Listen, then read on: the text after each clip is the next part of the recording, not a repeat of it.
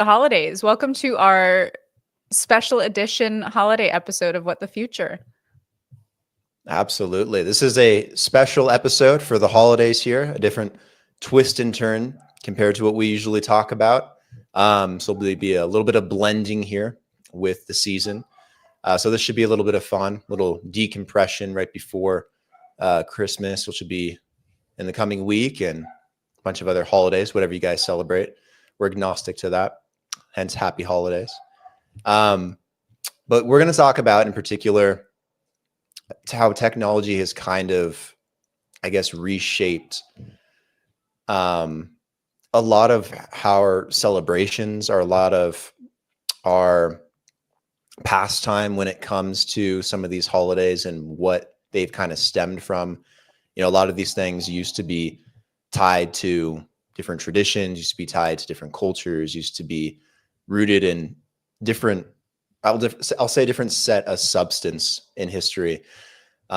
Whereas today they've been a little bit more broadened and mainstreamed, and I think played down and elevated in the light of let's, use it for retail. Let's use it for media. Let's use it for TV. And technology has had a massive impact on, I think, how we view holidays and celebrations and these pastimes and traditions. So there'll be some provocative questions that come out of this as well, such as, will we still be hanging stockings when we can download our joy? Will, immortality or immortals need birthdays? What happens to tradition when AI knows us better than our own family? What impact might that have on people that are lonely or that are sedentary or that aren't as social going? What impacts may that have on certain traditions, like hanging the Christmas lights when you have an IoT home, or who you spend your time with when you have access to the metaverse or into AR, or how you experience the communal feeling of the holidays when you have augmented reality or you have drones, something we were talking about, something that's flying around, quote unquote, no pun intended, in the news day after day right now. There's a lot of different impacts on these traditions by technology, and we're going to kind of explore what some of that is and take a holiday themed joyride. I think there are a lot of ways to go with this. I mean, we always tend to start with a little bit of historical precedent, and it's, we don't need to go to like the dawn of time again of like why we as human beings created festivals or rituals or celebrations, depending on the culture or the belief system or the spiritual or religious belief system, right? There are a number of different reasons for this, whether it was like, polytheistic or pagan religions more connected to like nature or harvest festivals or celebration of the gods or things like this, or more of the Judeo-Christian religious festivals and holidays, which, there's many points of contention of even just different calendars and different things that people celebrate. So as we go into the holiday season, this sort of winter solstice, winter holidays, Christmas, we thought it would be fun to contemplate not just where we are now, but where we could be going with all of these technologies and the way that human culture and civilization is changing. So as Brandon mentioned, right, a lot of the focus in the more recent past, or at least discussion around holidays, is from the consumer or consumerization perspective of them.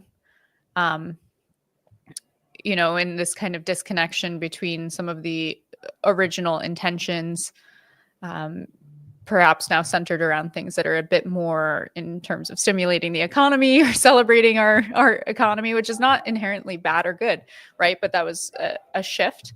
And so as we go into a world that is certainly seeing a shift in the nature of the global order or the global economic order, to even something that could be a post-economic or post-labor world, a post-AI world, a post-human world.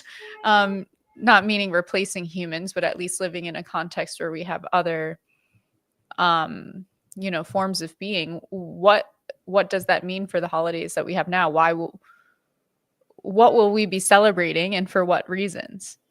So first and foremost, happy holidays to everyone who is seeing Happy holidays. this. Happy holidays. I know I'm looking forward to some time with family and loved ones and feasts. I think we were talking about this before we went live, that we were excited to get some good food.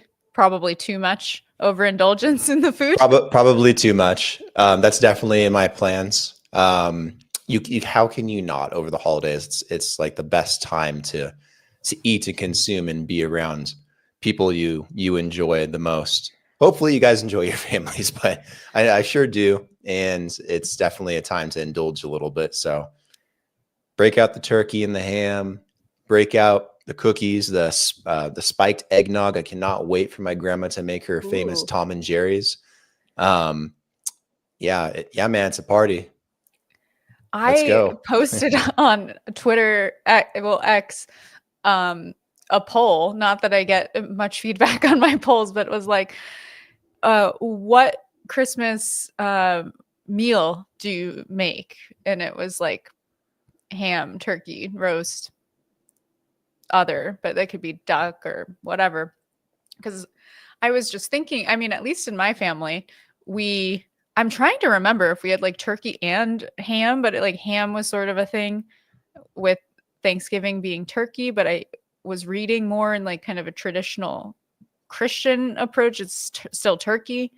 But from my Italian side background, it's like there's like a festival of fish. There's something with fish, which we did not do. We were not that strict. But I was curious. It was like, what do people, even like today and like kind of the various traditions around the world for Christmas or for Hanukkah or for any of the other winter holidays, is like even the food is so different, which is beautiful.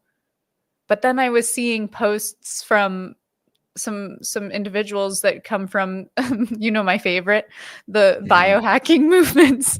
Yep. And there are all these posts that are like, this was around Thanksgiving, that were like, Thanksgiving is a time for eating terrible food and you shouldn't do it, and here's how you can biohack your body not to have like the tryptamines and or whatever in turkey. And I was like, come on, like it's one day a year. You've got to challenge your body a little bit. But it kind of was an interesting thought around just the feast, the concept of a feast in general, of like, why did we have feasts or festivals back in the day? Probably because there was a period of famine, or we needed to appease some sort of, again, religious belief system, or there was a celebration or coronation of a new ruler. And yes, they're kind of gluttonous. That's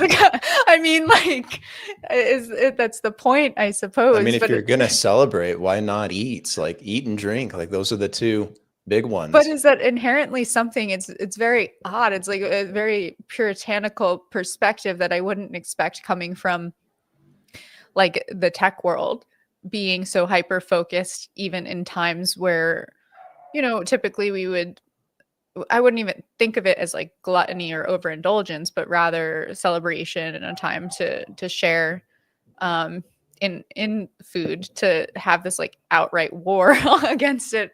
Like, don't consume any of these things. They're terrible for you. So yeah, I then was just curious. It made me think, what does everyone eat? Sometimes I think it's a little kind of ironic how much there's a focus on that kind of stuff. Like, you need to think about the impact of what you eat on a traditional holiday like Thanksgiving or Christmas, or during the 4th of July when you go to barbecue. And I'm like, shouldn't that be the time where we do indulge and go a little over the top, when we live every day of our lives probably inundated by unhealthy foods and fast food and chemicals and stored top shelf bought food? Like, especially in the US, it's not the same in every country. I'm sure there's some similarities to that, but there's seems to be less of a focus and almost a sense that they give in to the day to day. Like if you want to be healthy, you know, it's going to matter what you do the other 180 days of the year before you get to the next holiday. I don't know. I think there's like an overemphasis on what you're eating over the holidays. Like, who cares? Like, I don't think it's really going to have a big impact in the grand scheme of things. But if we were talking about like your day-to-day habits, Monday through Friday, what you're splurging on every single weekend, there's definitely things to talk about there. So it's interesting when there's like a focused topic that kind of comes up and I've seen them a lot, like you shouldn't eat turkey, why turkey and tryptophan is bad for you or how it hurts your body. And I'm like, who eats turkey every day of their life? Like maybe some bodybuilders eat some turkey more frequently or some turkey bacon, but like people don't really eat it that often. So I think Turkey's it's a little nitpicky sometimes. Very lean protein though. It's not a bad protein. It's not, I mean, but yeah, you could go for the chicken. No, okay. So the train of thought here, and this leads into, it's not because I have this like obsession of being nitpicky on the biohacking or longevity community. I really don't. Cause like, you know me at this point, I'm a bit of an experimenter myself. Like I don't like labels. So I wouldn't be like, I'm a biohacker, but I like to optimize. I like to feel healthy. I won't use language of like a computer. I'll say like, I really appreciate my body and taking care of it and feels good when it feels good. Yeah. But again, it's sort of, you can see, especially in the technology sector, but with its impacts on humanity, of this kind of like tendency to over optimize. And what I wonder then is that as our culture becomes more and more, let's say, algorithmically enhanced or technologically enhanced or driven, do we over optimize things like holidays that maybe are not meant to be seen as some sort of production? Or, you know, it was in the past, it seems like they were a break from traditional means of living, or to distract the people. Let's say if it was in like feudal Europe or something, and they would last like a week. It was like a full-on proper festival. And as we've had this shift into the more modern like viewpoint on a holiday, which it is actually something to be optimized, not the human's experience of it, but like get the best deals for Christmas shopping, or here, like, you know, there's the retail element and the economic element of pretty much every holiday. That's not to be underestimated, and certainly not something I'm challenging, but you can see where now like this focus around optimizing feasts and festivals or days that should have been of rest. I know this is funny. This is like not related necessarily to a holiday, but on Sundays. So I come from Connecticut, and my state and a lot of other states in New England had very puritanical laws until even recently. Most people don't know that in Connecticut it was called the Blue Laws. So businesses, at least while they were still starting their business alive, my grandparents and even my dad, businesses were closed on Sundays. And like they didn't sell alcohol or things like this in the state. It's like all very new. And my papa, being the good God-fearing man that he was, he would get arrested every Sunday because he had like a small retail business that it was growing, and you know, Catholic Italian dude, but like disobeyed these rules. And it was a great marketing stunt because he was written up in the newspaper every week. But yeah, it makes me like, that was a fairly recent shift, at least where I'm from, with like I wouldn't call that necessarily a holiday, but like a day of the week that was culturally set for observance. And now, right, like I wonder if even businesses are closed. Certainly not where I am in New York City. It's like a 24/7. It feels less frequent. Like more businesses are staying open. Like, have you ever seen the movie? I'm sure you've seen this movie, The Santa Claus with Tim Allen. Yeah, but like a long, long time ago. But it's a classic. I gotta watch that one again soon. Oh, The okay. the one where Okay. the Santa Yeah. Claus falls off the roof and then he becomes Santa and Mhm. he goes to the North Pole with his son. And there's an interesting scene in the beginning of that movie that kind of plays a little bit into the American culture a little bit, where they're trying to make a turkey for Christmas dinner, and Mhm. the turkey catches on fire, Uh-huh. and he's using the fire extinguisher to put it out. And then they're trying to figure out what they're going to do, because that was what they were supposed to have for dinner, and it's just him and his son. And so they go to the one place that's open on Christmas, and that's a Chinese food Yeah. restaurant. And they have duck. That is yes. I mean, that's kind of like a cultural it's become It's kind almost of like a like a, cultural tradition amongst like Jewish friends and stuff too, yeah, because it's sort of a becomes a tradition within their families of course now there's more that is yeah, open or available, but it used to be just the Chinese food restaurants, and it's quite a nice thing. yep. Um It's kind of funny in two ways. One, because obviously the Chinese don't celebrate yeah. Christmas generally at all. They have their own Chinese New Year and traditions, and so that's generally why in the U.S. they're the only establishments previously that have been open on like Christmas Eve, Christmas Day. So that's kind of where the joke stems from. But it's also interesting because when I was a kid, there really truly was nothing open. Mhm. And I remember plenty of times never going out Christmas Eve, really never going anywhere Christmas.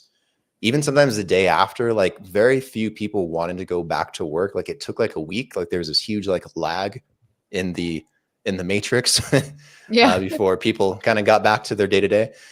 But today it seems very different. Like there are people that are just going right back to their normal day to day jobs. Christmas Day even. Um, it's a different world. I'm not sure if it's just because of life is more expensive than it used to be and the economy has changed over time. If it's just the culture in the US and the shift to a more like work mindset, like I'm not quite sure what has kind of caused that evolution, but it's definitely been noticeable, at least in US culture. And sometimes I wonder if it stems from economics. Maybe there's a emphasis from tech that might be affecting that a little bit. Um, there's also a social element. Um, I don't know, just something that I thought was kind of curious that I picked up on over time. So it's like now I can go out and go pick something up at the grocery store. If I do burn my turkey, not a Yeah. big deal. Like there's something open. They might close at 5 or 6 or open the next day, probably around 2 in the afternoon or 1 in the afternoon. But things are starting to open. Like it's definitely much more active. Like people are itching to go back to work, or they're getting pulled to stay at work until the last minute. Like just seems more frequent. I think it's like I would say the peak example, both benefits and unforeseen consequences of like peak globalization. And I think we're now on the other end, like kind of contracting a bit on a global scale, not Hmm. necessarily for the better, but if you think about like mid-century, even in the US, so 1950s, and when things we started to have these like trends like suburbia, post-war era, and the invention of like the television replacing the hearth with the family, or the microwave, or mass-produced food. I think it probably was actually a big deal beyond just stores being open or not. Imagine getting your Christmas ham, or getting your Christmas or your holiday turkey. Like that was not something that was so abundant and mass produced at the time that you'd be able to probably find one of those replacements in a grocery store the next day. You probably It's ordered true. that from the store, probably ordered it from like the local farms, or some Tyson or some of these producers, but still in advance. And so on the I wouldn't say like plus side is mass production of food, because we had a lot of issues with that. But when you think about the sheer abundance of the world, let's say in the United States, because it's not the case all around the world. I'm sure I don't know how it is where you live, but I've lived in some places that are not the United States, or some that are even more remote, either within the US or outside of it. And it's still like you would want to go to a farmer and order something in advance for some sort of holiday. Might be a little different in Colombia. Yeah, exactly. I don't know. I was in I spent Christmas in Ecuador last year. So it was sort of like that. It was, and I was like in a rainforest, very remote, and had to go like 45 minutes to the closest village to talk to a person, to talk to another person, to get a half chicken. It, it was an adventure. But right, and that's like two very different traditions, different cultures. But yeah, things I'd say like in a major city in the United States, it's almost like days can pass and you wouldn't know that it was a holiday or not. And even, part of that beyond globalization is the internet era as well. Like we're now 24/7 connected, not just for work purposes, but like the world doesn't sleep. So whether it's a holiday, I think that the desire or temptation of like getting on social media is still there. It's actually one of the most active times of the year for cybersecurity threats, which is like not something we often go into on this show, but thank you to the people out there who are working harder during these seasons to secure things, because for whatever reason, people like to mess with each other during holidays. I think everyone's taking a nap. But well, I think when people are online shopping more and the click rates are going up and the emails are opened more this time of year, I think it opens up quite an opportunity for those scammers and those hackers to slide right in and get a lot of people. And it's already happened to a bunch of my friends. Oh no. Like phishing stuff? Yeah, like there's a bunch of text messages that have been going around, like even things that are kind of localized, just Colombia, like not even like the US has plenty of issues, plenty of data leaks, plenty of things going on too. But you see it a lot here localized in Colombia as well. And there's a lot of people that will take advantage of Colombians that are probably not as well equipped to handle a cybersecurity threat. They get a phone call. They're very traditional. They're going to pick up their phone and answer it almost every single time. And someone says, oh, you need to, click this link immediately. Someone got into your bank account, or something happened to a friend. You need to click on this website and go here and put in your ID or something like that. And then of course they're going to go do it. They don't know better. And it's very easy to do that over the phone now. And via text message is very common in Colombia, over WhatsApp, because WhatsApp is very widely used, and through email, obviously. So people out there, be careful what you get. Always verify before you click on anything that comes inbound to you. But it's definitely, I get them every day too. Today it has, now that you pointed out, because around Thanksgiving or Black Friday, all those, I started to see a lot more of these, like, you've probably seen a ton of them. It's like a package UPS or something, some package is delayed. Yep. You need to, click on it and provide your details. Today I got 3. It's like, oh, they must really be ramping it up. And I guess if you think about whatever their convert rate must be on clicks, people during the season, imagine people, that you've all ordered your holiday gifts, you're waiting for it to come in. You think, oh yeah, I've ordered something. So it must be high. I don't have the data or statistics on me because I wasn't expect to go in this direction with this conversation. But I've worked with some companies before on a lot of email marketing campaigns from time to time over the years. And it's quite interesting to see like the variations on types of emails you send out and what Google considers to be spam and not to be spam. Right. But it's also interesting because when you test out some of those emails and you try to do something that's a bit more cold call-esque, spammy-esque, you're trying to get directly into someone's inbox and get someone's attention. Every good email marketer is trying to figure out how to do that without getting flagged. And then obviously trying to get the click rate up. That's just email marketing. And unfortunately plays in a little too much with the scammers out there too, and the phishing attacks. But it's fascinating because you could get an email list of, let's say, like 5,000 different emails for people that are on Instagram. in a specific niche. Maybe let's say it's health and wellness, and maybe you're trying to sell a new makeup product that you have.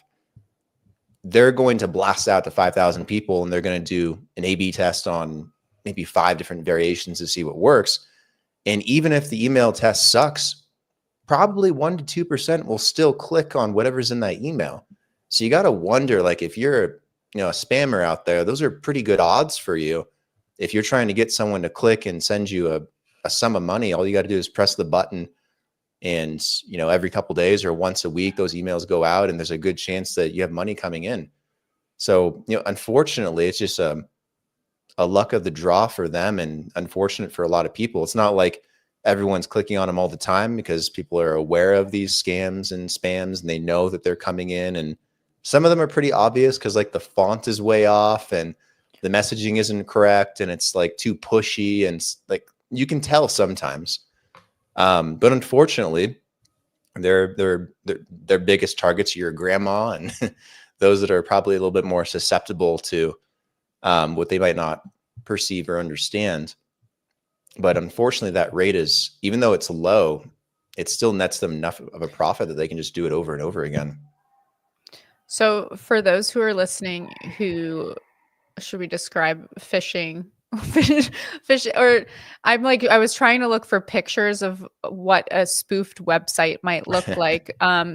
So typically in a phishing attack, you might receive an email or a text message that appears to be from a verified source. It might look like a bank with the branding of your bank. It might look like UPS with the branding.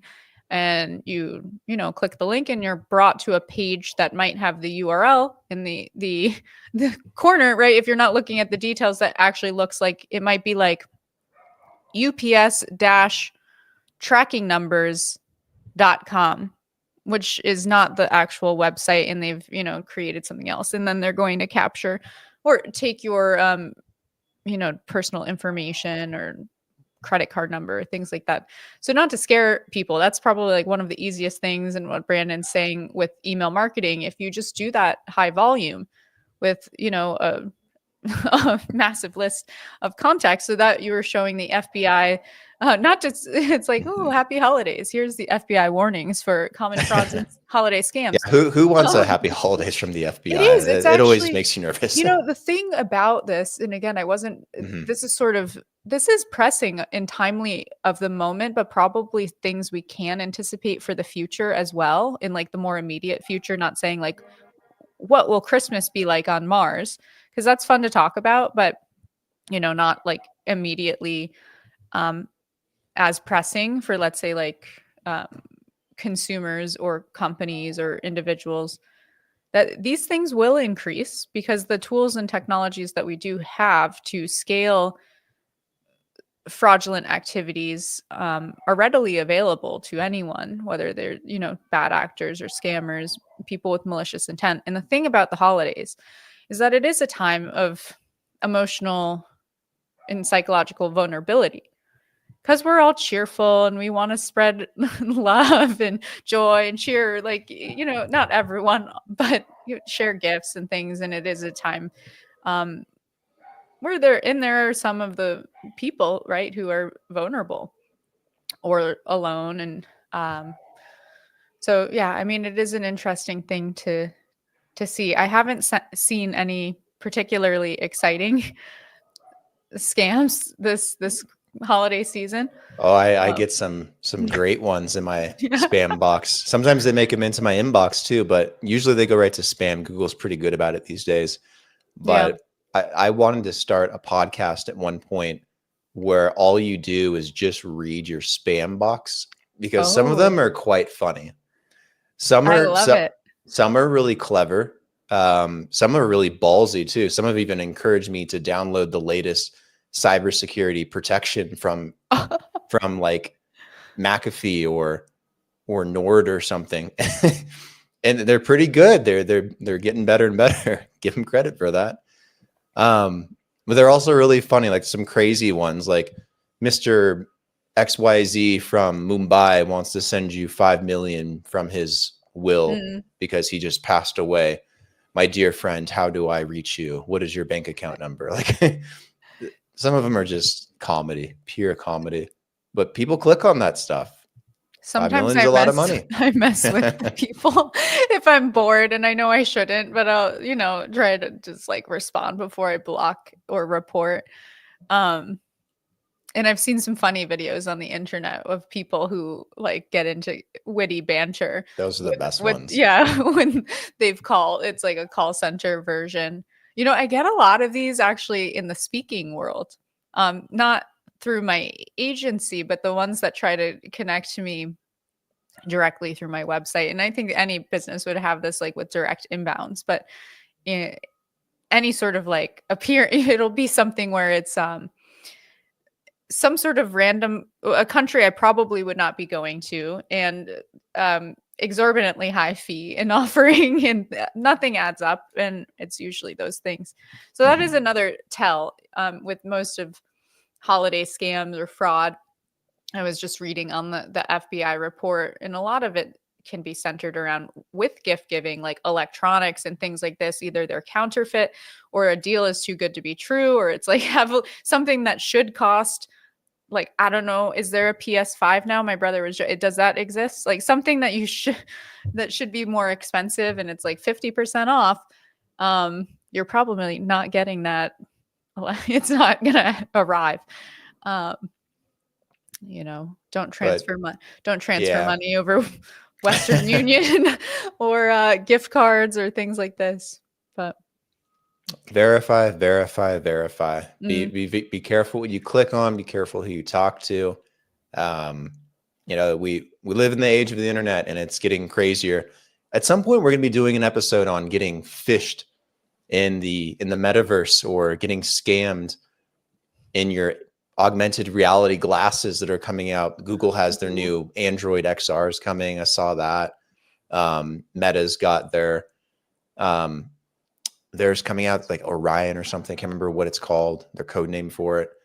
But I wonder sometimes how these things are going to evolve. Like if you're walking down the street and you got directions, yeah, and you have permissions that allow ads to pop up. Like if there's some scam that pops up and you look at it and you like blink twice and it opens it, and then they steal your credit card info. Like you got to wonder how some of these things will kind of emerge in the future. Steal your soul. That's even worse. They take it all. I mean, because I am like a slightly, I wouldn't say paranoid individual, but like hypervigilant in some ways with that. Like I already don't trust the directions that I'm getting from this thing. I'm like, who's to say someone couldn't intercept this, or like, usually it's I've turned off like the highway settings because I like to meander on back roads and enjoy the country roads and be like, why am I going in this way? Oh, I did it. Past Sam gave future Sam a gift and forgot about it. But this is another tangent of just like the over reliance on technologies. And I think there have been a few, I don't know, like if they're verified stories, but definitely anecdotes of people who like over rely on the wayfinding or directions, and have unfortunately even like driven their car into an unsafe thing, or even off a bridge that was being under construction. So, it's, I think this is like, we go full circle for where we started of, it's kind of like a time to unplug and spend time with loved ones, whoever they might be, whether that's family or family of choice. And I wouldn't say overindulge, but like indulge in the food and in the process of making it. And I think, like, not to be too kumbaya here, but I think that's, regardless of the reason for the feast or a personal belief system around things like holidays or feasts, we've always had and done these things, and food is always a part of rituals or communal gatherings as it pertains to humans. It's a very human thing. It's one of the only things that we all do. I mean, we all do a lot of similar things, food being one thing that is quite universal. You can go anywhere in the world and most people need to consume something to survive. Sure. I do worry when we kind of detach ourselves from parts of that community ritual. So like, okay, let's go on this thread if you will indulge me for a Let's do second it. of like if food is important to a holiday or a feast, if we can like at least in the past, or it was central to that, and it still is. What happens if we fast forward to the future and we've got humanity that either is a very like dystopian science fiction, optimized biohackers who only we're only eating what has been perfectly tailored for our unique composition. It's like comes in some liquid. Sure. Will food be a part of our daily rituals together? Will it be part of a holiday ritual? What happens if we live in some sort of metaverse, extended Mhm. reality, where we still eat in it? Like that scene in The Matrix where he's eating the steak and the red wine. And thing you think it's a steak, but it's really like whatever that sludge they're eating. Um, you know? Holographic meatloaf. Yeah. So I think, yeah, what do you think about food? I think when you go back to the good old days, or just the days back then, um, people used to have these big meals and feasts because it was a lot harder. Life was a lot harder. Getting the food in the first place was harder. It wasn't like they could always go to the grocery store and pick out a turkey and kind of hold both of them up and say, I wonder which one's bigger. Mhm. We live in a very privileged time in history where we have so much access to things and everything's so much more timely and efficient. Like, you can go into the city and come out the same day and do it super fast and still have enough time to meander around and wander and go down fun streets and take a little side adventure before coming home, and then do your daily rituals, and then pop something in the microwave and have a meal if you want, or make a tea lickety split. Like, these things we take for granted, I think, in modern society. And having a meal like that, having a feast, was such a big deal. And it's something that people didn't do all the time. It was a symbol of good wealth, a symbol of good fortune, good harvests, times being good, and a lot of consolidation and memory and communal values have poured into that. And I think that's why that has carried forward for so many years, even to today, why we still celebrate things like Thanksgiving, why in the US we have a 4th of July barbecue and everyone does it. Everyone does it. Mhm. Or why we break bread over Christmas with our entire family and have a ham or a turkey as well. Like, why do we hold on to these traditions? And it's because of the same values that I think have come out of that. We're probably not, seeing our relatives come in who were on the great hunts that are dragging in a giant elk for dinner. But at the same time, they're still coming in, flying in, trying to be with each other and celebrate that common set of values. And I think it's really important that stuff is carried on for so long. So I think it's good for society and building that sense of family and morals and values, and having something to be grateful for every single year. At least in the US, we don't do it all that often. So it's even more important. Other cultures, like here in Colombia, probably doing it every weekend. Um, I swear to God, every single weekend, and Christmas is like a month-long holiday. Yeah. Um, but in places like the US, it's much more diverse. It's a bigger melting pot. Like, these things are not as common, so it's more special when you have it. And not everyone has the same families and friends, and everyone's dynamics are completely different. So it is very, I think, important and special. And it's a good point. Like, where does it go when those meals start to disappear? If people are not coming together as much, you're not bringing in your friends and your family and your neighbors to celebrate these things. Can that continue on in a metaverse like setting when you have holographic meatloaf? Is it the same? Like, does it feel the same if you can't smell the food, if you don't know someone's in the kitchen cooking it up? And do you have this sense of gratitude still? Like, is there a point to it? Um, I don't know. Maybe we evolve that direction, and we find other reasons to be communal, because humans are communal people. We're very social.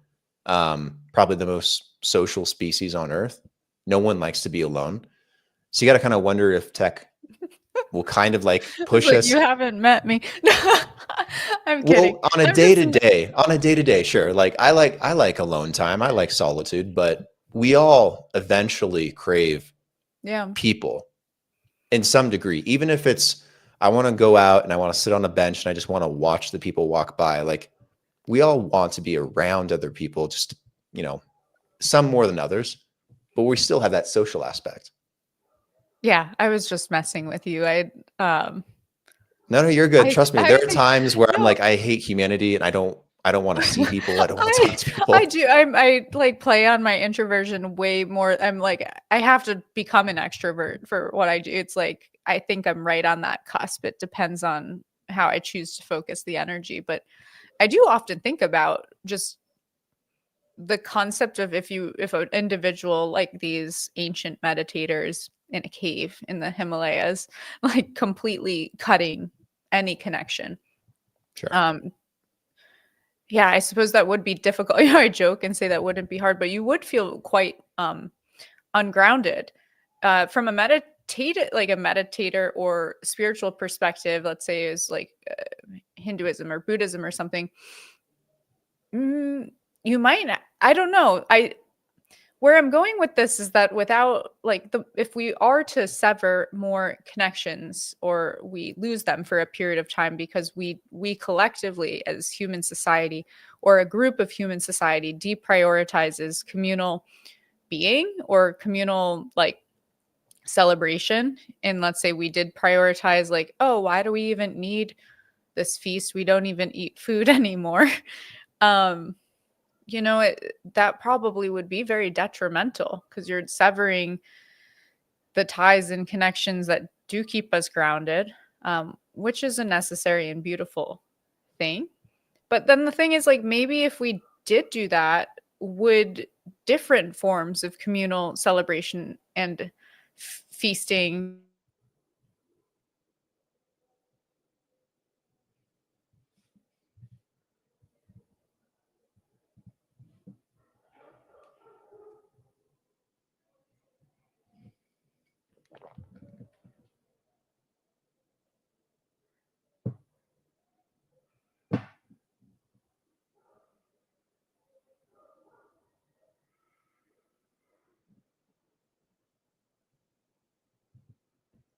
I think she's frozen. Maybe I'm frozen. Maybe we're both frozen.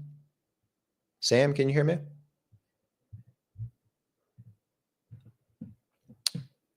Bear with us, guys.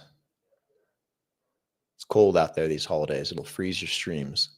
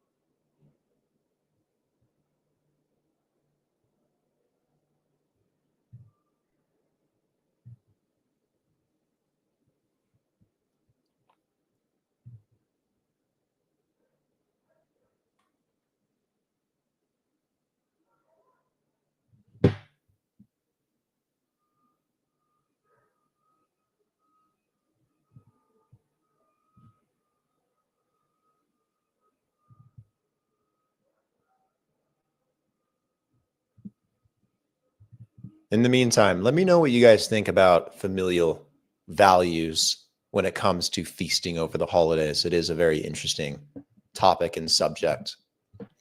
It does seem to be a key contributor to bringing people together.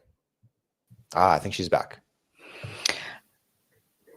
Just as I was making some statement about reaching some level of advancement we've never made before the internet just goes out. I know. I could feel that you were on the cusp of a big epiphany and idea there, and it just went so high level it broke the connection. I know sometimes. I haven't. Sometimes there, I've had a few things where I was walking down the street once, and I don't know. I like shook someone's hand and a transformer in the street exploded at that moment. They're like, Wow, oh what a my connection. God. Yeah, I was like, what a handshake there. No, I think like it's funny. Sorry to, I don't know where you were going, what you were talking about when I left, so I don't want to cut you off. I don't know. I was just saying to the people, let us know what you think as well about communal values, familial values when it comes to the holidays and for food in particular, but not just food as well, and maybe how that's changing. Um, and I want to ask you this too. This might be another good segue into something that's affecting the holiday season little by little and more so every year. And that's, I think, our screen time and the Yeah. internet being so much more accessible. And I see it in my cousins, and I'll probably see it again in a week when I see them for the holidays. And they're much younger than me. These Gen Zers, man, I don't know what comes before Gen Z. I just call them all Gen Zers. Anything after me. Um, You I mean thought I was after glued to them? my phone. Gen Alpha. I don't know if you're in high school. What is that? Gen I Alpha? think it's Gen Alpha now. I don't know where the cutoff is, but I don't know what the differences between Gen Z and Alpha is at this point, okay. but that might be is a good question too. But they are so much more dialed into their devices. Like I thought I was, but they take screen time definitely to a whole new level. And sometimes I wonder if it aggravates ADHD symptoms that they may have or inability to hold attention.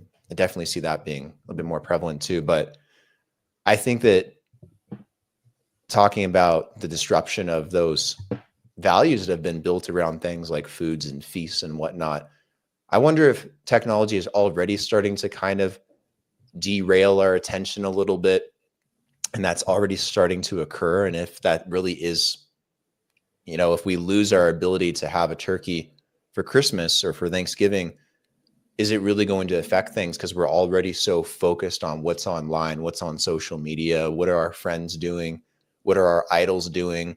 And I more so worry about the what would you call validation that people might look for and trying to overdo their reality, the expectations that social media maybe creates.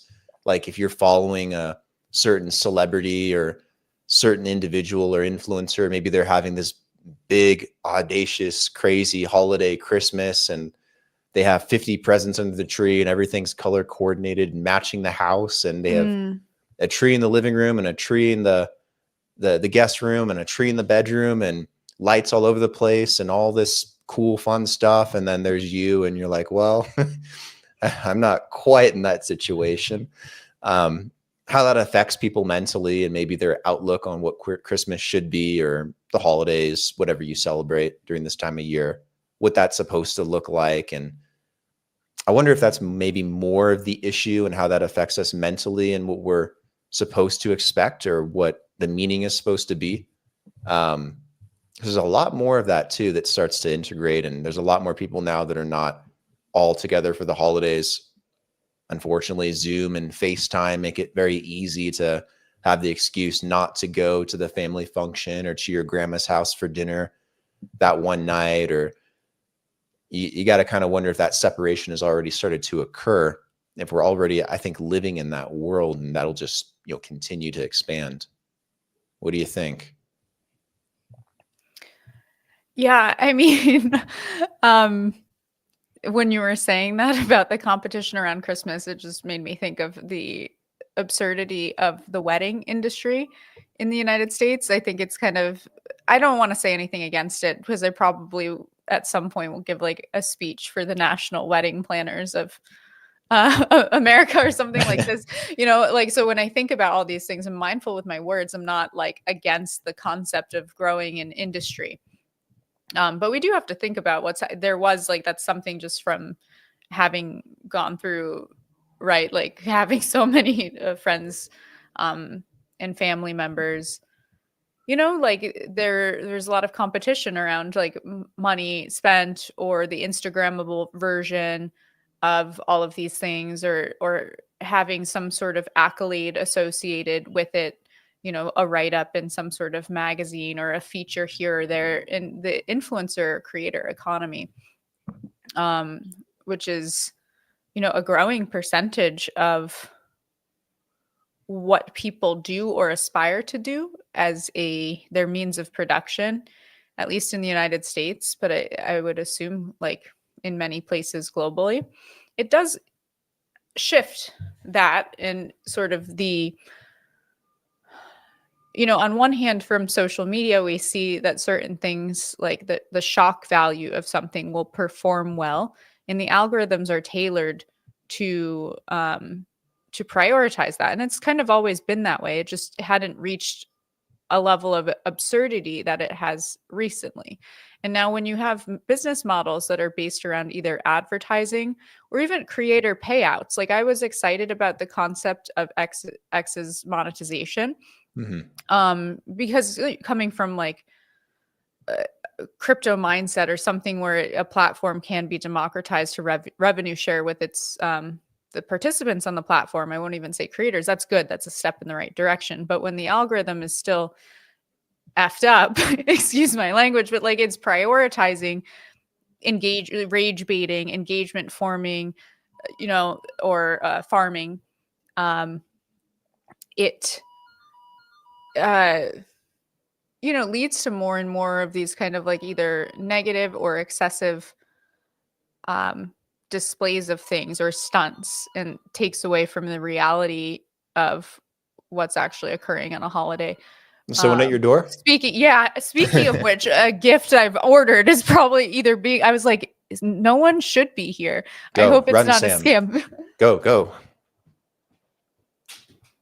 We'll finish that in just a second. Bear with us. It's the holiday season. Gifts are inbound, outbound. It's that time of year.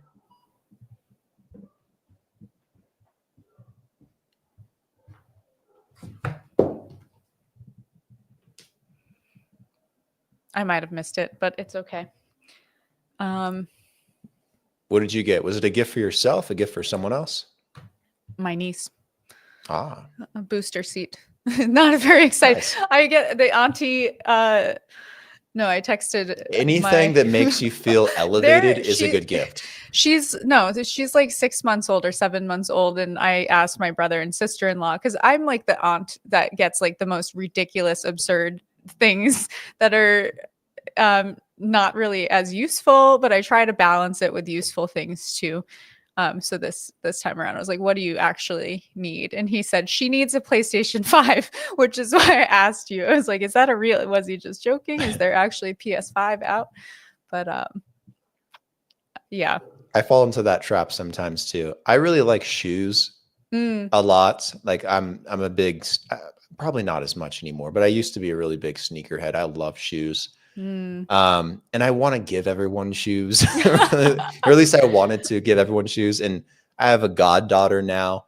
So one of my friends got married and had a kid a year ago, and she just turned 1, celebrated her first birthday. And I'm just like, I'm waiting for her to enter the toddler phase, because I want to get her all these toddler sized J's and Yeezys and things that Air Max 90. I want to be like the godfather. Like, it's my goal. I'm like so sold into it. But it's not like that's what she needs. Like, I end up having to like reel myself back and instead invest into a good stroller or get some extra diapers and things for the child, get a couple toys. But I'm like, God, can you just be a couple more years older? Like, she's a girl. So like fashion is like my strong suit. I'm going to get you the best of the best. You can be that toddler that's just like on fleek. Like, it'll be wild. So there's a part of me. Your city is fun for that. I remember when I visited, I was like, I'm not a huge shopper, but like I do like cool stuff. And when I see it, I'm like, all right. It made me want to shop. I didn't have room in my suitcase on that trip, but I want to come back and find cool. Yeah, there's a lot of good boutique brands out of Colombia, and the quality is really good too. I think most people don't realize. I think the future of manufacturing in the U.S. will be in Latin America than in China, because one, it's cheaper. the labor, the materials, all of it, but also the quality is so much better. Hmm. And I think a lot of brands are starting to pick up on that. You're starting to see a lot of international attention. I know this is kind of veering a little bit from the episode, but we'll finish the thread. Threads are important. But there's a lot of international brands now coming to Colombia and some other countries, but primarily Colombia. And they do a lot of runway shows and fashion shows here. And that's because there's a lot of fashion style and trends that come out of Colombia now, and they take them back to their countries and kind of innovate on them and bring back new styles and clothing and different iterations. And I think that's going to happen more and more in the US because it seems to be getting more frequent here. And there's so many different brands. I wear a lot of Colombian brands now too, because they're just better and they feel very premium. Like I feel like I went to a very good luxury store in the US and bought a nice t-shirt, but in reality, I spent like a fraction of it and it's the same thing and it's the same quality and it's very popular down here too. And I'm just like, yeah, man, I love Yeah. fashion and I love tech. Like I will splurge on both of those things any day.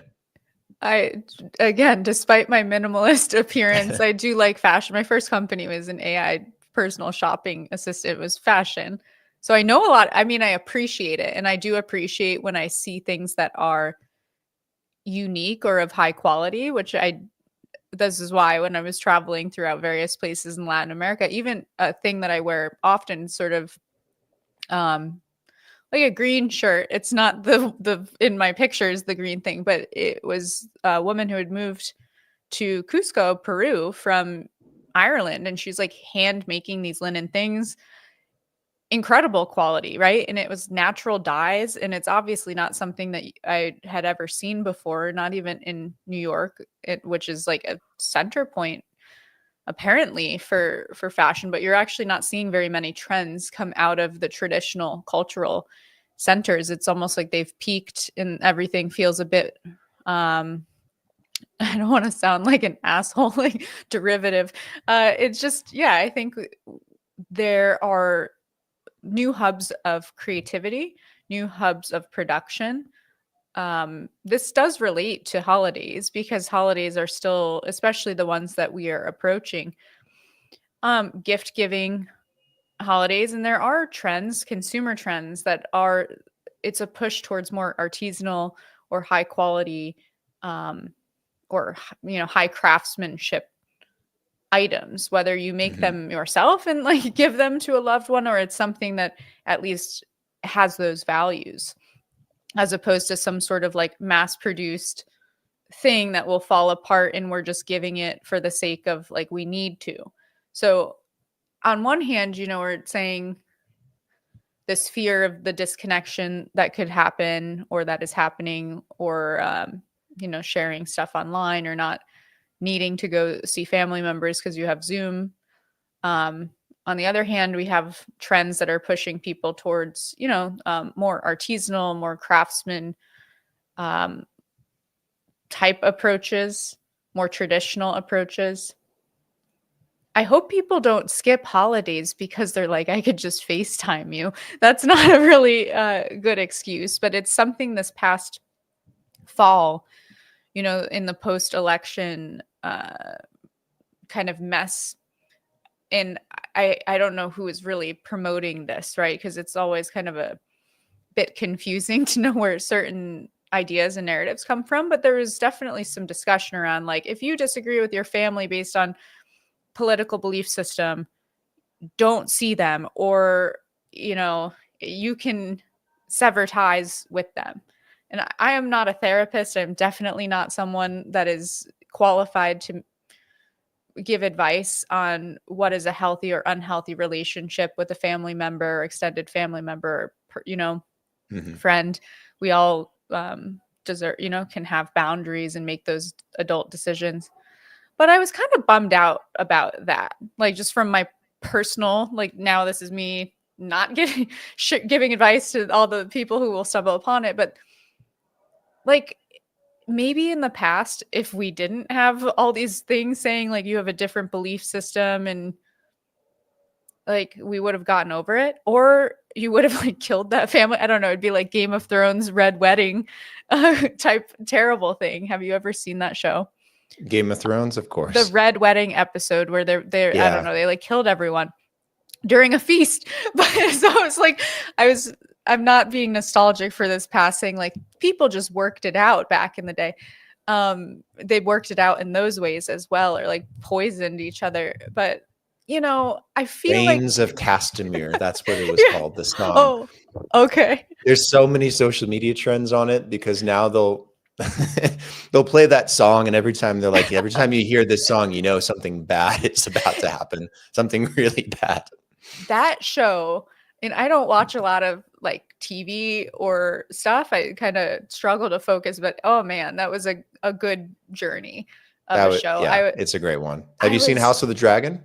No, Equally as exciting. Really? It's really good. When it came out, I remember I was with family and we watched a few episodes, and I was like, okay, I could get into it, but I think it didn't pull me in the same way. I think with Game of Thrones, it was so like shocking in the first season to Yeah. me that they like kill off Ned Stark. I was like, what is this? This is completely different.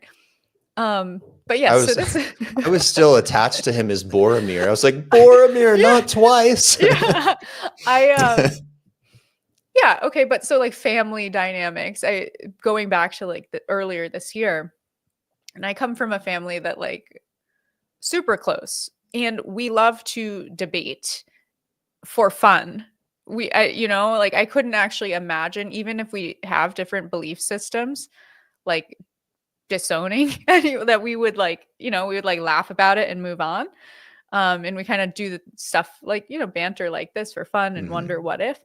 And it just made me really sad for the state of, some people's relationships with other people, being, of course, again, I would have no idea the level of like why someone would be making that decision. So not advocating one way or another, but like, I hope that,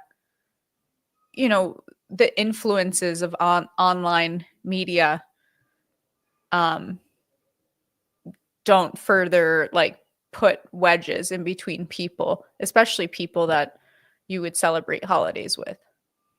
Yeah, I think it's already started to put those wedges there a little bit. Time has definitely shown that, but I'm also optimistic about it. I think that one of my greatest experiences with the metaverse was my very first experience with the metaverse. Not just because it was so like jaw-dropping, like, whoa, this is possible, it exists, but it was on Christmas. My brother for Christmas wanted a gaming computer, like a really good gaming PC with a top of the line like GPU and setup, and one of those fancy PC boxes that you can see through with all the electronics and everything. Like if he's watching this, I'm sorry. Like I like it too. I think it's really cool. I just don't know the name of all of it. But he wanted one of those, and it was the same Christmas season that the Oculus Rift came out for the first time. And everyone, this was, I think, really before most people jumped on and realized how good it was, because everyone was kind of like poking fun of it, like this is going to be like something stupid. And I remember he ended up getting it for Christmas because it's something he wanted along with his PC, because at the time you had to have like a really high-end PC in order to use VR, to use Oculus Rift at all. And I remember putting on that headset to set it up for him.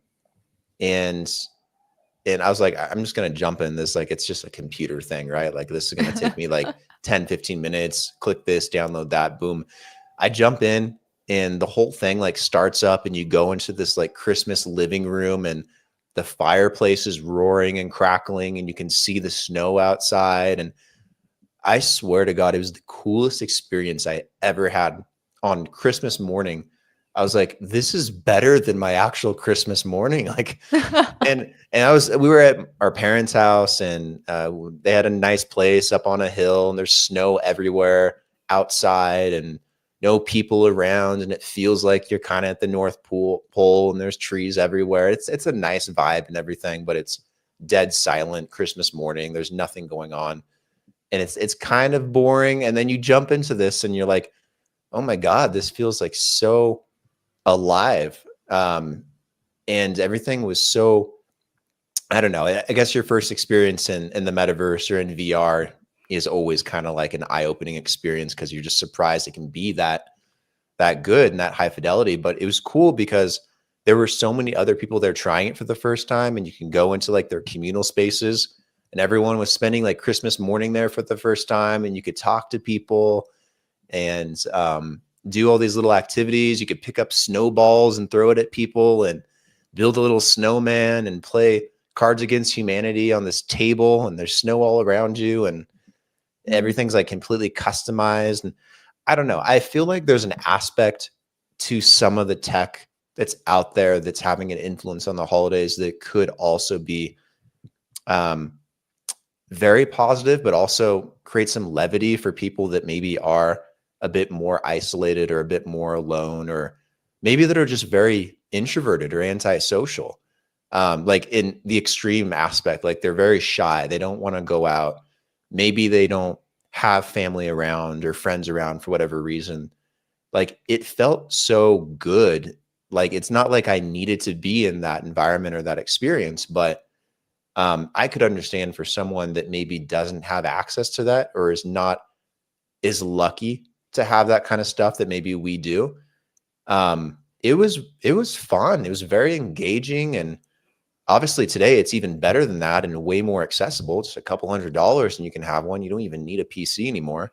Pretty crazy how fast this technology advances. But I think that there's an application for it for some people that could be great.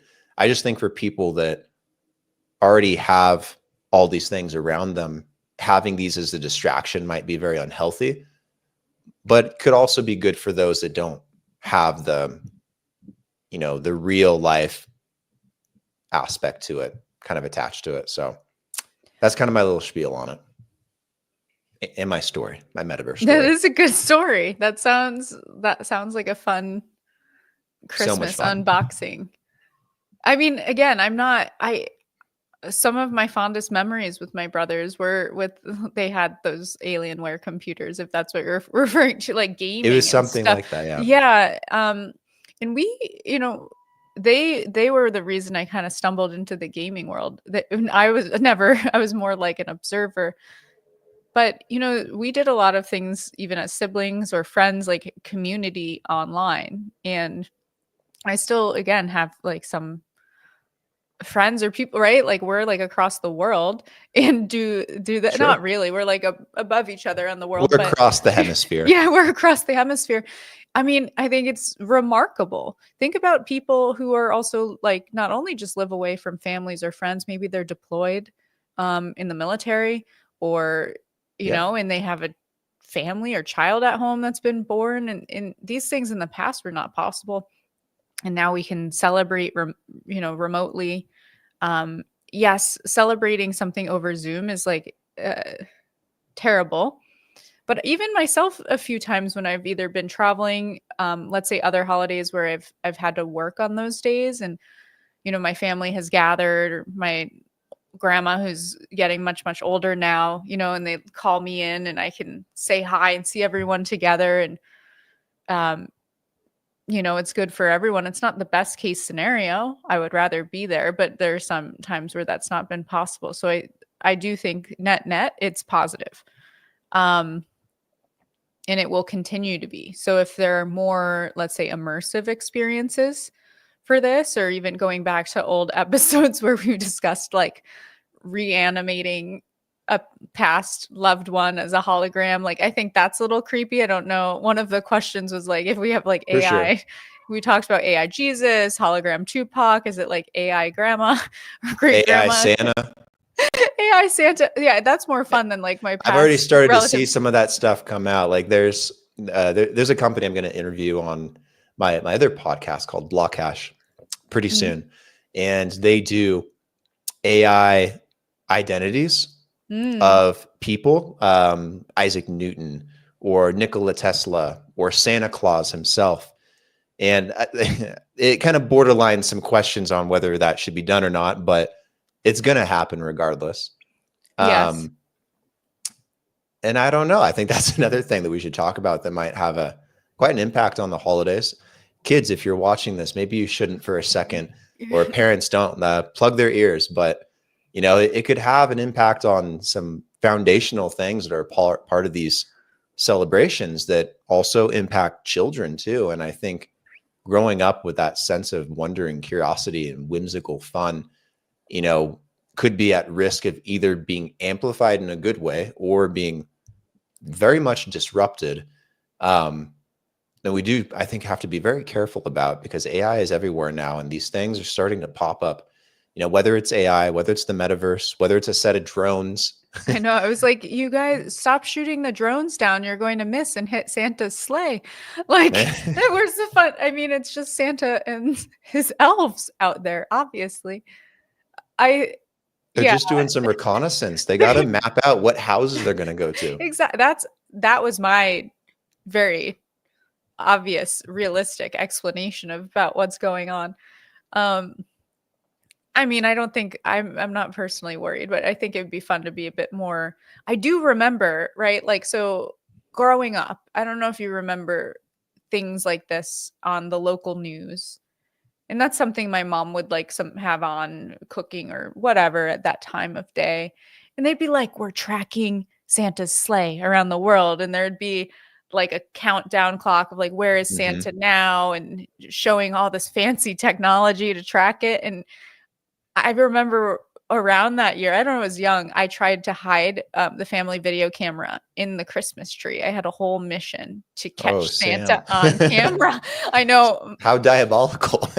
No, my brothers and I were in on it. My dad was obviously in on it. He played I think he like created some sort of like Bigfoot style footage of catching Santa. Like, yeah, like original conspiracy theorist there. I've got the Santa video.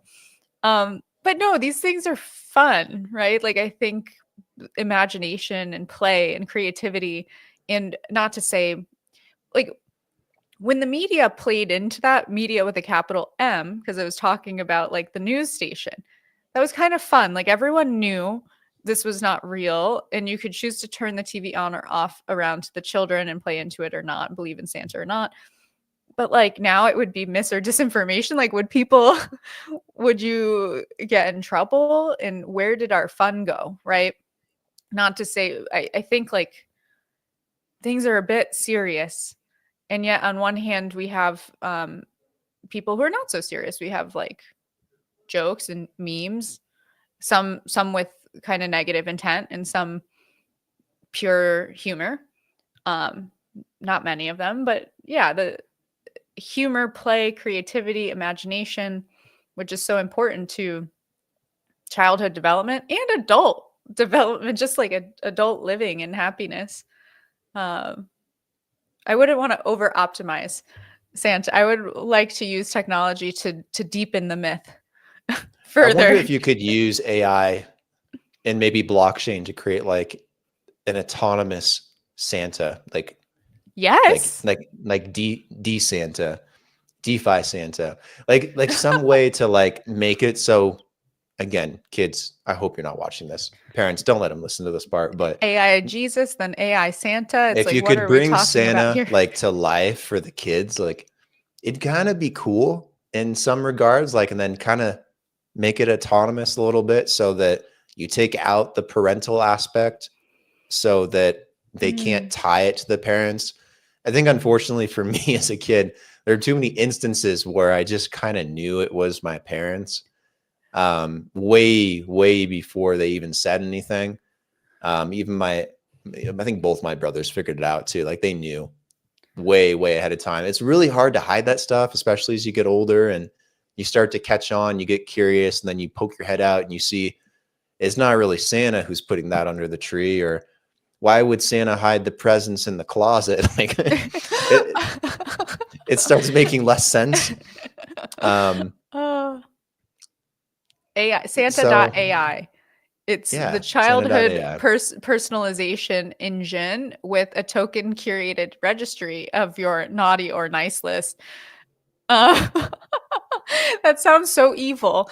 Could you imagine if it was truly decentralized and there was like this autonomous Santa that was They like, have to buy elf tokens, and then they yeah, submit an elf token to submit their letter to Santa Claus.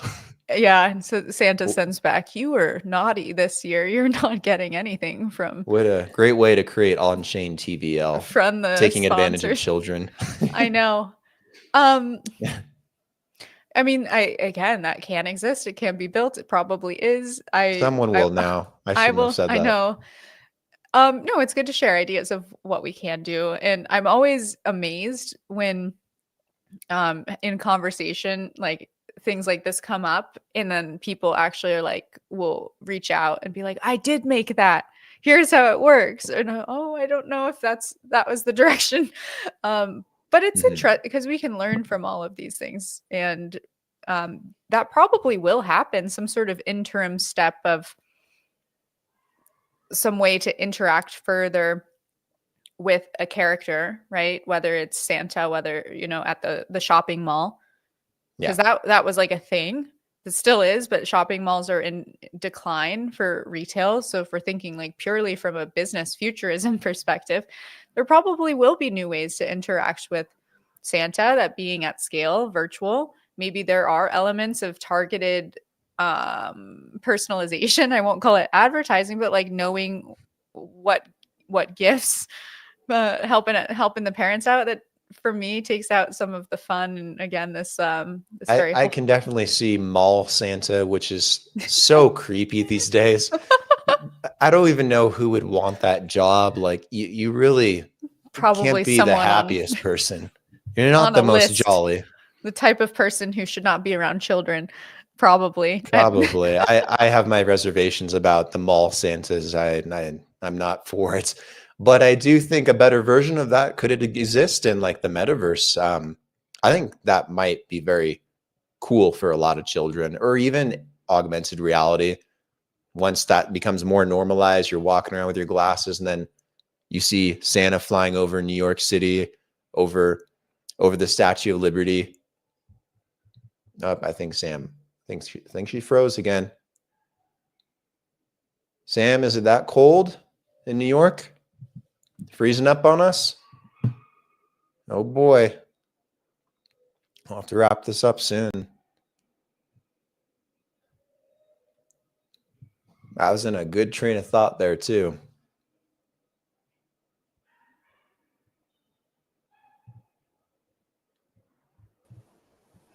Hello. I'm running off my phone now. Anytime I say something provocative, I get kicked off the internet. It shuts down. I think it Uh, was me this time. yeah, I was talking about naughty Santa. Santa and the metaverse, Santa and augmented reality, seeing Oh, him fly over the Statue of Liberty, Rudolph leading the way through the night. that's how I think it'd be pretty cool. Project Bluebeam, the alien conspiracy, deep state, whatever, government will kick Yeah. off. It'd be like, no, it's just Santa holograms in the sky. Again, those would be great ways to test technologies. We should probably do that for fun. Graduate from hologram Tupac to flying Santa in the Yeah. sky. I'm a little more worried about the drones. I think augmented reality, you have a sense of reality because you know you're wearing the glasses and you can like Yeah. take them off and be like, okay, it's not really there, right? It's not really there. And then when you're in the metaverse, it's not quite like the Matrix yet. I mean, your Yeah. head is hurting and it's heavy on your face, and I got to take it off every 20 minutes. Like it's a bit much. The light makes me tired. Like I know I'm in the metaverse. It's fun, it's immersive, and it's an incredible experience. But I know I'm there. So I also know that I can also like peek under and I'm like, okay, I'm still in my office or in the living room. But when you start to really blur those lines a little bit with something like maybe drones, for example, could be a really good way to do that. Or some of the holographic Yeah. billboards they have these days, and maybe some things they can do with the lighting now can come off pretty realistic to the naked eye. And I wonder if those drones get just a little bit better, a little bit closer together. Like the Chinese are already doing this. The last Chinese New Year, I think, was the year of the dragon. I don't remember if it was last year or the year before. They had this Last giant, year. drone dragon that was flying over the cities. I'm just like, it's a matter of time before that's Santa Claus. And you can tell it's drones now, but those things get smaller and smaller, and then they get closer and closer together, which is inevitable. It's going to look very, very real from a distance. That stuff I do worry about because it's really hard to discern that from reality. Like, look what's happening in the news. Like, everyone's seeing these drone things up in the air, and they're like, oh, is this Iran? Is this aliens? Is this Santa and his elves? Is this a hobbyist? Is this an airplane from LaGuardia or JFK? I mean, if they're already that confused on social media, can you imagine a couple more years from now? No, I mean, so I just sent a link to you. The last one is the better one. It was a few years ago now because I shared it. It must be almost 5 years. I don't know. It was a collaboration between Fortnite and Balenciaga of this trend. Yeah, the second link has a better picture of it, but this trend or the rise of 3D billboards, which is what you were referring to. Yeah. So the second link shows it was a combination of technologies like LCD screens and hologram, but seen with the naked eye to make it seem like the character is coming out or jumping at you. And again, what you're saying with the combination of either drone swarm formation, so like what you could see the past few years in China with like these displays, or hologram, so projected, you really to project a hologram, you just kind of need aerosol in the air, like clouds. But you know, if you look to some of the music festivals for that, where a lot of the technologies are experimented with or pioneered, I went Tupac. Yeah, I went a year or two ago to, what's it called, Afterlife. But and the festival, oh my god, I'm too old for this. First of all, is what I said. It was like too many people. But I was curious to see the production, right? Because there was quite a bit of artistic production in terms of what you saw behind the DJs, which was like AI generated, some of this like from art. There was a lot with lasers. There's a lot with holograms, like kind of coming out over the audience, which you do just need kind of a good smoke machine or a foggy night. And it was freaky, right? Check so when this you out, Sam. They came to Medellin. I was in Mexico City when I went, so it was maybe around the same. Oh my goodness. Yeah, this is for people who get scared of certain things. It was like a mix of this is super cool and a bit like a horror show. A lot of the themes, at least of the one that I saw, were like kind of this tension between humanity and machine and kind of the battle between them two. Some quite dark imagery as well, like scary stuff. I didn't want to be, I was like, what am I looking at? But I was very impressed with it's very impressive, yeah, the quality at scale. And so we're not far off, right? Again, if those are great places to test things on large groups of people, look to the music festivals, look to the art world, or other forms of avant-garde performance, or the advertising world. You know, the ad world, you could walk through Times Square in New York and see a lot of very traditional billboards, but these things, these 3D ones, I've seen a few now, and you don't need like some sort of 3D glasses or look through your phone. You know, in the past, you might have like held your phone and had an augmented reality experience. So yeah, we're getting pretty close to being able to deceive the eye with your naked eye. The drones are another example of it. And you can see all in the current events, the news. So we're December 16th, what are 2024, but like, you know, there's a bit of mass hysteria around the perceived sightings of these flying objects, whatever they, you know, they're drones, or some are simply just airplanes. Some are helicopters or satellites, but There's a what? really crazy promotion for Afterlife in Las Vegas,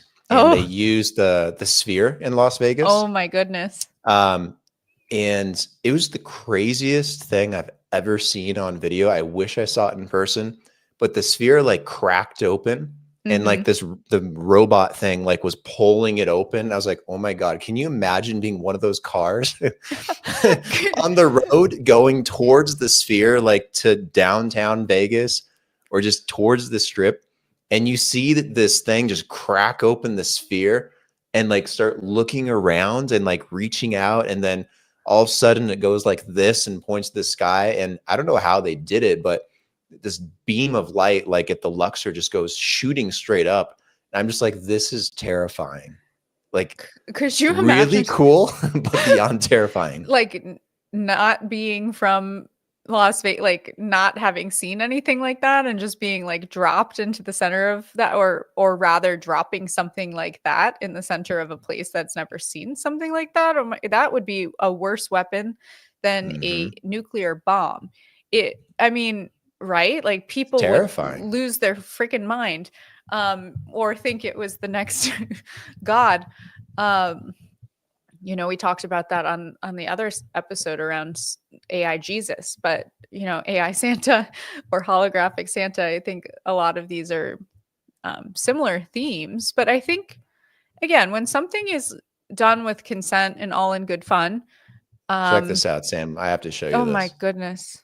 This is one of them. It's just freaking crazy. And they're able to make it look like it's coming out. Watch this. Wow. What? It's How did wild, they do that? right? That's like a real bee. Oh my goodness. Well, I hope that we get that laser man to shoot down the drones, because at least then he's aiming for the drones. a worthwhile show. Like we start moving the sphere orbs that actually have some lasers in them, and that's our ground defense. At least it would look cool.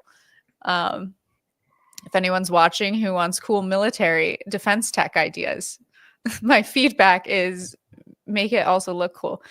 But Oh, I thought I froze for a second. I froze for a second. Also, my computer, I don't know why it's dying. It's plugged in, but now it's on 1%. So it might also disappear even though it's plugged in. I don't know what is. It's okay. This is probably a good place to wrap it up anyways. My power.